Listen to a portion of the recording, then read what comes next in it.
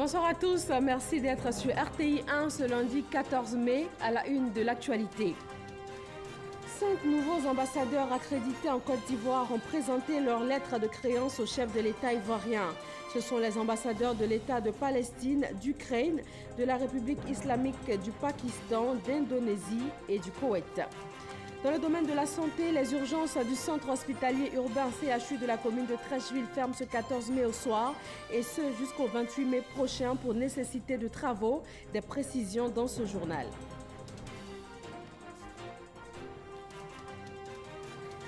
Et puis en Israël, à Jérusalem, le transfert de l'ambassade américaine depuis Tel Aviv a été acté aujourd'hui.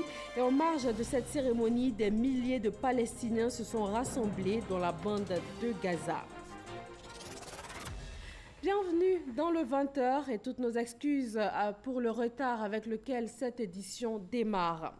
Direction la présidence de la République, 5 nouveaux ambassadeurs accrédités en Côte d'Ivoire ont présenté leur lettre de créance au chef de l'État ivoirien. Fifia Naïma. Nouvel ambassadeur de l'État de Palestine en Côte d'Ivoire avec résidence au Mali, son Excellence Abdoul Karim Ewada a présenté officiellement ses lettres de créance ce lundi 14 mai au président de la République Alassane Ouattara au palais présidentiel. L'État de Palestine, qui est un État en formation, bénéficie pour l'heure de la reconnaissance de 136 États sur les 193 pays au sein de l'ONU. La Côte d'Ivoire, fidèle à sa tradition diplomatique d'être l'ami de tout le monde et l'ennemi de personne, fait partie des pays qui ont décidé de reconnaître l'État de la Palestine. C'est depuis le 20 octobre 1992 que la Côte d'Ivoire et l'État d'Ukraine ont établi des relations diplomatiques. Après 26 ans, le tout premier ambassadeur extraordinaire et plénipotentiaire de l'État d'Ukraine près la Côte d'Ivoire avec résidence à Dakar est son Excellence Oleksandr Ovtcharov, qui a présenté ce lundi 14 mai ses lettres de créance au président de la République Alassane Ouattara au palais présidentiel. La position de la Côte d'Ivoire comme membre non permanent du Conseil de sécurité des Nations Unies pour la période 2018-2019 fait d'elle un partenaire important pour l'Ukraine. Le nouvel ambassadeur de la République islamique du Pakistan en Côte d'Ivoire avec résidence à Dakar est son Excellence Mohamed Imran Mirza. Il a présenté ce lundi ses lettres de créance au président de la République Alassane Ouattara au palais présidentiel. Jusqu'à présent, les relations entre la Côte d'Ivoire et le Pakistan sont fortement marquées par des fortes importations de riz en provenance de ce pays. Les échanges globaux entre la Côte d'Ivoire et le Pakistan sont passés de plus de 46 milliards de francs en 2016 à plus de 50 milliards de francs en 2017. L'Indonésie, pays avec lequel la Côte d'Ivoire entretient des relations diplomatiques depuis 1992, son Excellence Mansour Pangéran en est le nouvel ambassadeur extraordinaire et plénipotentiaire près la République de Côte d'Ivoire avec résidence à Dakar. L'Indonésie et la Côte d'Ivoire, 2 pays qui, au plan de leur production agricole, ont plusieurs productions similaires et de ce fait peuvent unir leurs forces, a déclaré le nouvel ambassadeur de ce pays. L'État du Koweït, où le président de la République Alassane Ouattara vient d'effectuer une visite officielle du 15 au 18 avril 2018, a établi des relations diplomatiques avec la Côte d'Ivoire depuis 1993. Le nouvel ambassadeur de ce pays, près la Côte d'Ivoire avec résidence au Ghana, est son Excellence Mohamed Hussein Al-Felakaoui, qui a présenté ce lundi 14 mai ses lettres de créance au président de la République Alassane Ouattara au palais présidentiel.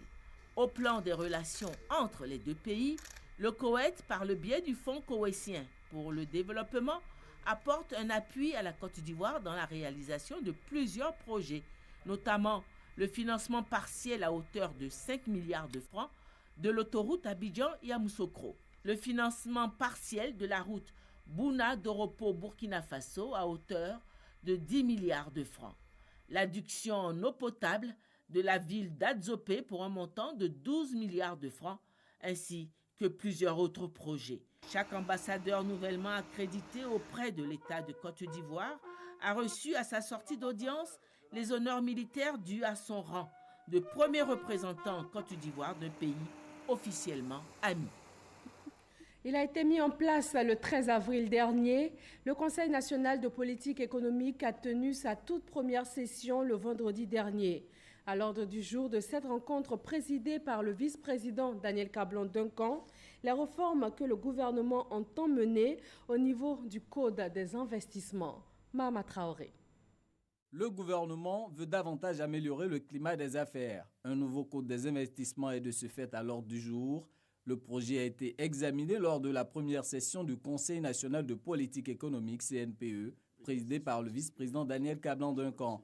À ses côtés, le Premier ministre Amadou Gon Coulibaly, vice-président du CNPE, des membres du gouvernement et le patronat.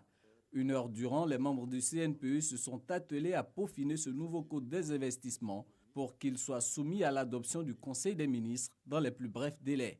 Je vais donc confirmer que chaque fois que la problématique traitée concerne le secteur privé, celui-ci sera consulté, aussi bien en amont qu'en aval, en vue de la prise de décision qui garantisse la force et la durabilité du partenariat gagnant-gagnant entre l'État de Côte d'Ivoire et le monde des affaires. Notre session nous amènera à discuter principalement du nouveau Code des investissements dans le cadre d'une proposition de réforme engagée par le gouvernement.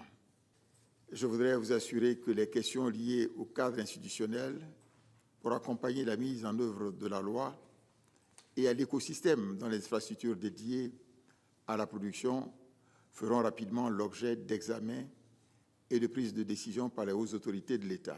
Le CNPE a été créé le 10 janvier 2018 et mis en place le 13 avril dernier par le président Alassane Ouattara. Il a pour mission d'identifier les grands défis économiques nationaux et internationaux que l'État doit relever. C'est depuis hier soir que le Premier ministre ivoirien Amadou Gon Coulibaly est dans la ville de Sikasso au Mali pour le lancement d'une zone économique spéciale entre la Côte d'Ivoire et 2 pays de la sous-région. Il a été accueilli à l'aéroport par son homologue malien Soumeilou Maïga. Adama Kone. Les régions frontalières de Sikasso au Mali, Bobo-Dioulasso au Burkina Faso et Korogo en Côte d'Ivoire prennent date avec l'histoire pour faire de cette zone un espace économique prospère. Le Premier ministre ivoirien Amadou Gon Coulibaly est arrivé à cet effet à 17h30 à Sikasso ce dimanche.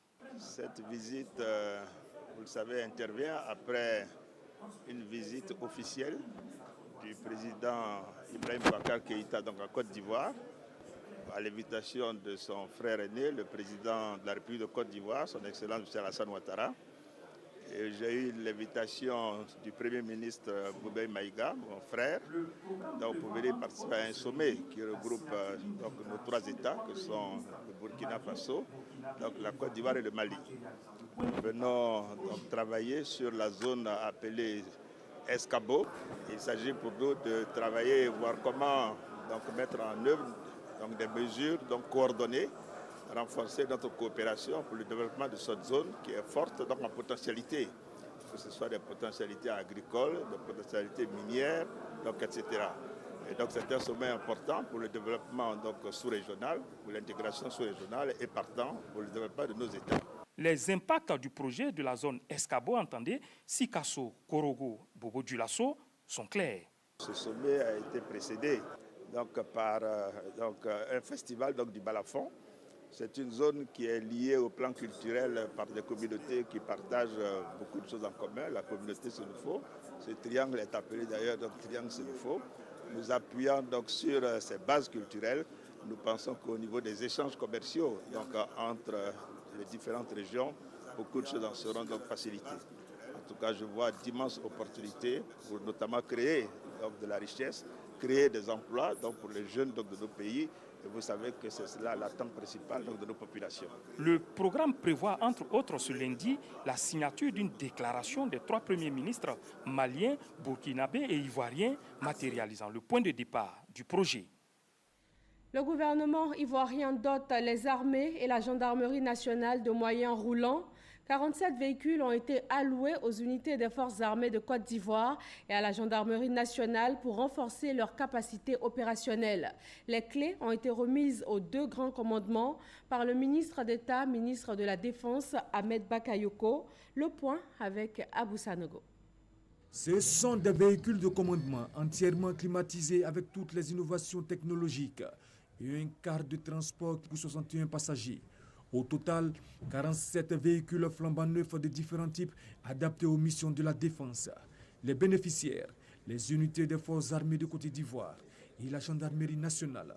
Les clés ont été remises aux deux grands commandements par le ministre d'État, ministre de la Défense Ahmed Bakayoko.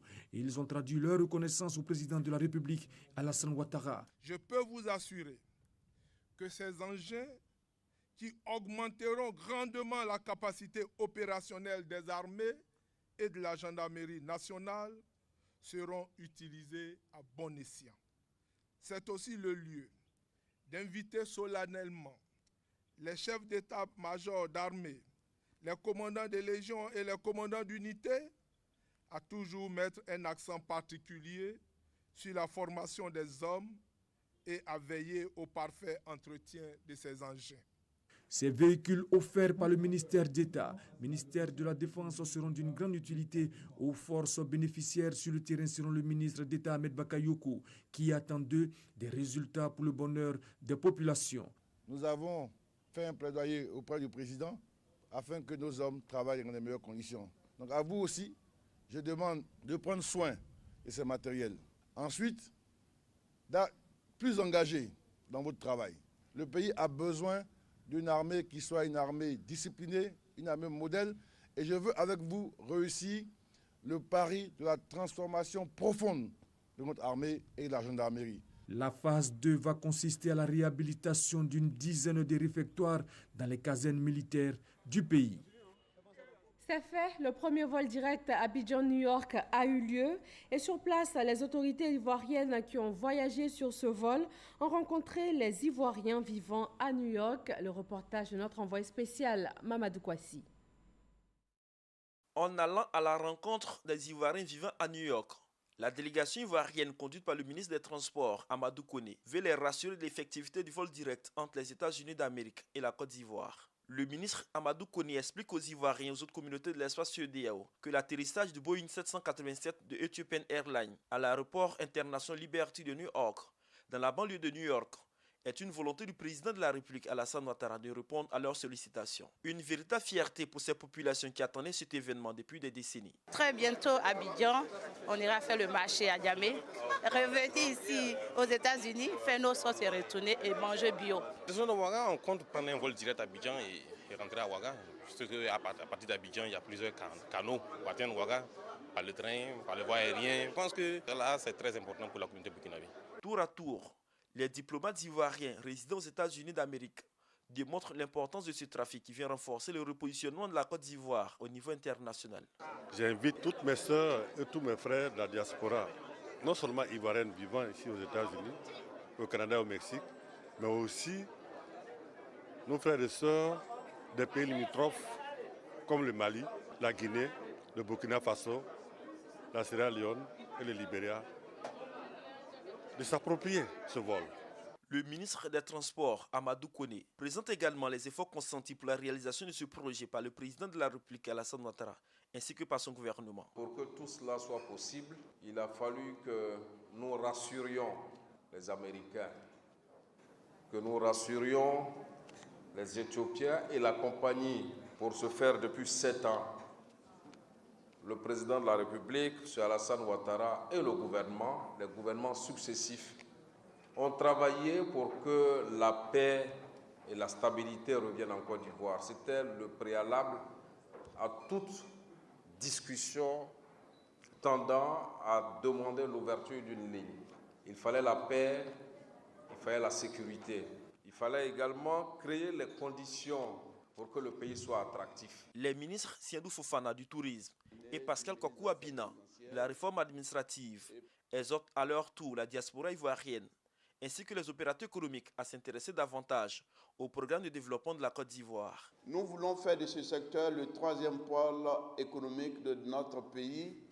C'est pourquoi le gouvernement nous a permis de nous doter d'une stratégie dénommée Sublime Côte d'Ivoire, parce que le pays a de réels potentiels à valoriser et mettre au goût du jour le circuit qui retrace la route des esclaves, il faudrait que vous ayez à aider à commercialiser ce circuit pour en faire un produit de référence et permettre que bien des Américains partis longtemps de par leurs aïeux au temps de ce commerce très honteux, nous ayons à leur donner l'occasion de revisiter les terres de leurs ancêtres. Le président du conseil d'administration de Air Côte d'Ivoire rassure la diaspora de la poursuite de la collaboration avec Ethiopian Airlines pour alimenter davantage cette nouvelle ligne. Les responsables de Ethiopian Airlines promettent l'ouverture prochaine d'une autre ligne directe, celle d'Abidjan, Washington, et cela dans quelques mois.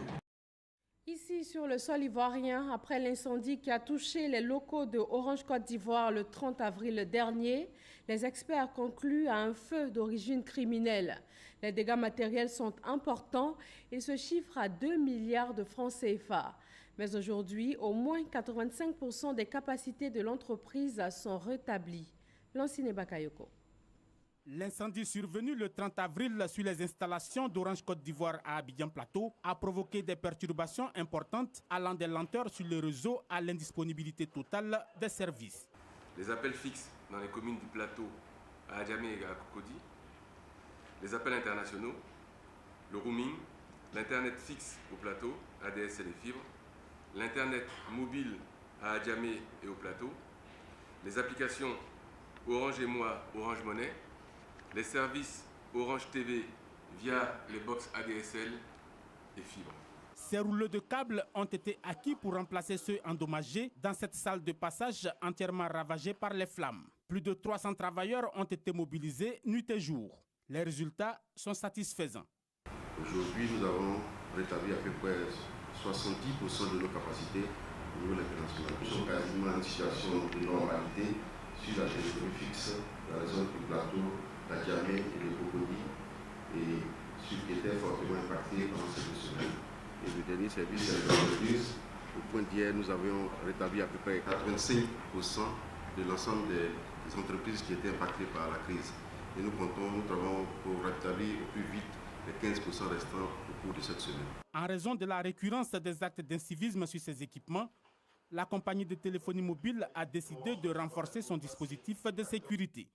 Le contrôle biométrique des visiteurs, le renforcement des équipes de sécurité et le renforcement de la vidéosurveillance. Pour rappel, le préjudice financier de cet incendie est évalué à 2 milliards de francs CFA. Dans le domaine de la santé, les urgences du centre hospitalier urbain CHU de la commune de Trècheville ferment ce 14 mai au soir et ce jusqu'au 28 mai prochain pour nécessité de travaux. Le directeur général du CHU nous donne des précisions. La fermeture provisoire du service des urgences médicales s'inscrit dans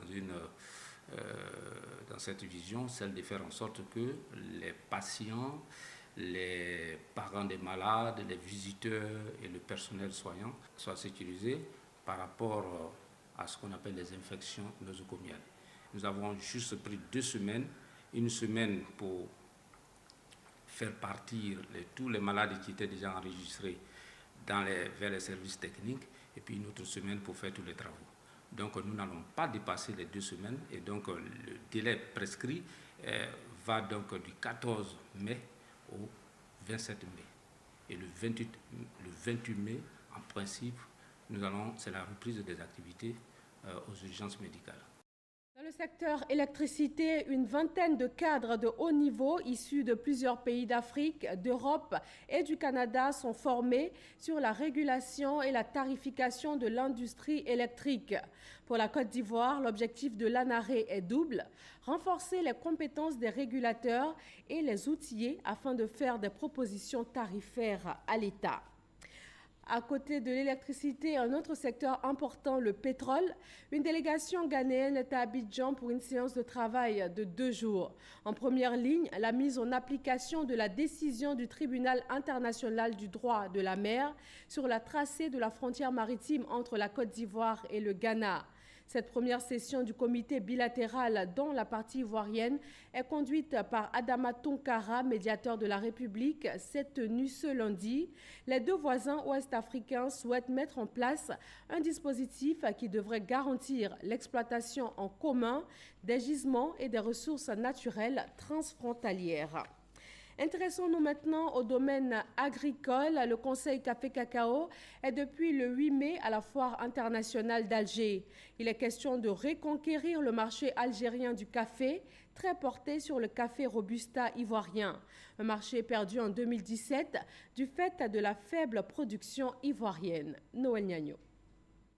En Algérie actuellement, du 8 au 13 mai, hier du 24 au 29 avril au Maroc, à Meknes, le Conseil du café-cacao à la conquête du marché maghrébin, très porté sur le café ivoirien. 120 000 tonnes, c'est la consommation annuelle de la seule Algérie. La production ivoirienne est en berne, moins de 100 000 tonnes. Et comme si cela ne suffisait pas, la présente campagne connaît des perturbations au niveau de la commercialisation intérieure.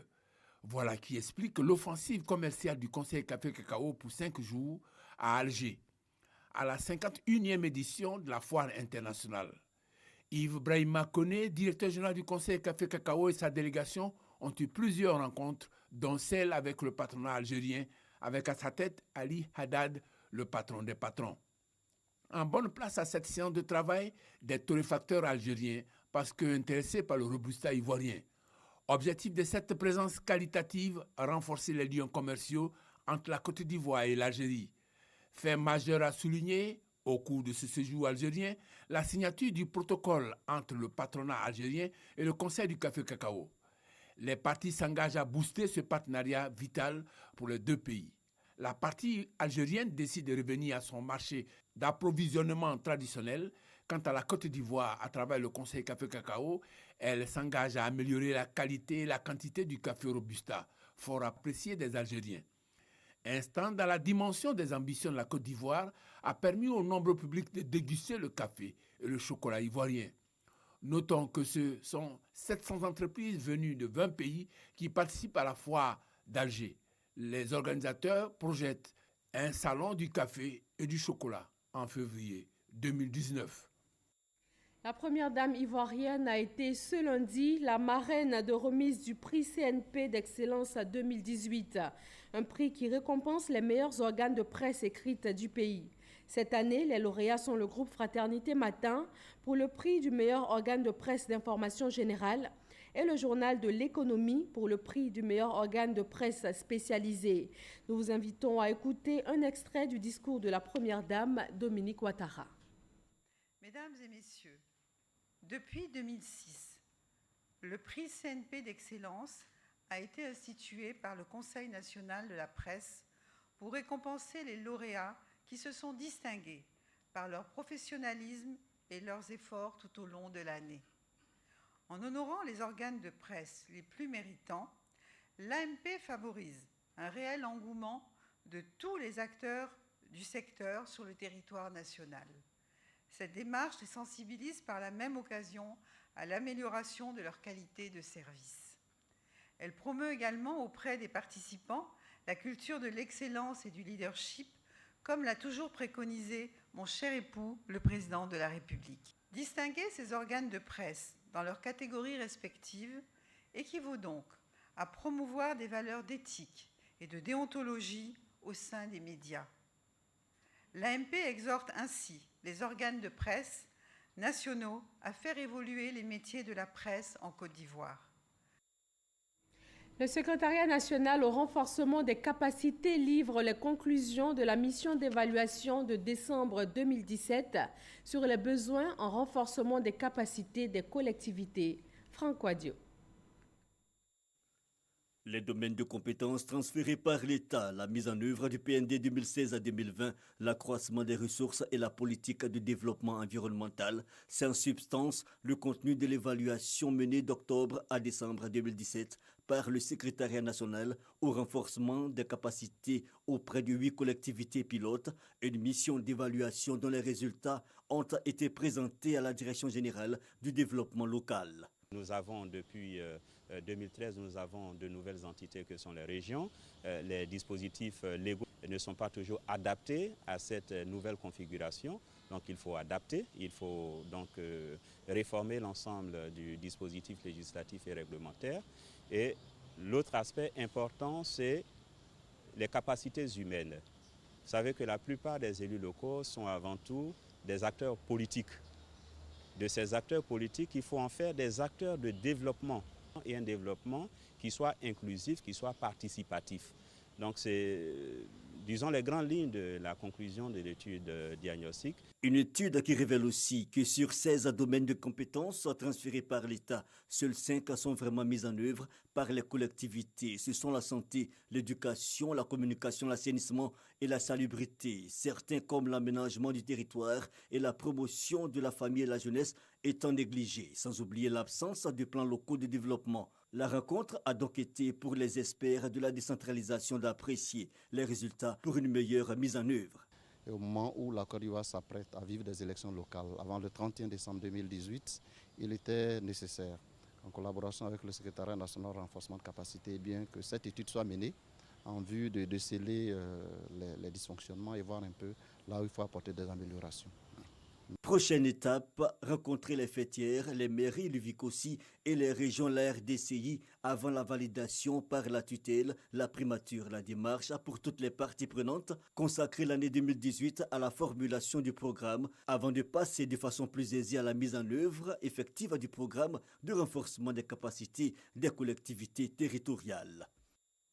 Lutte contre la pauvreté, le projet Emploi Jeunes et Développement des compétences PGDEC, financé par la Banque mondiale, vole au secours des jeunes de la région du Boclé.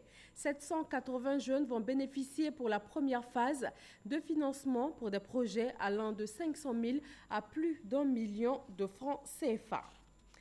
En prélude à la Biennale d'art contemporain de Dakar, 20 journalistes culturels appartenant au réseau des journalistes du programme de développement culturel de l'UEMOA sont formés dans la capitale sénégalaise, Issaïo. Le contexte et l'espace de création d'une œuvre, la description, l'interprétation et la présentation de l'artiste sont autant des référents importants dans la critique d'art.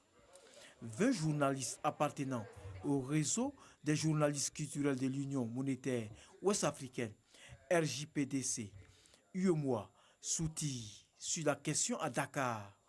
Une initiative de l'UEMOA qui vise à aider les journalistes culturels à donner plus de dynamisme dans l'espace monétaire des 8 pays membres.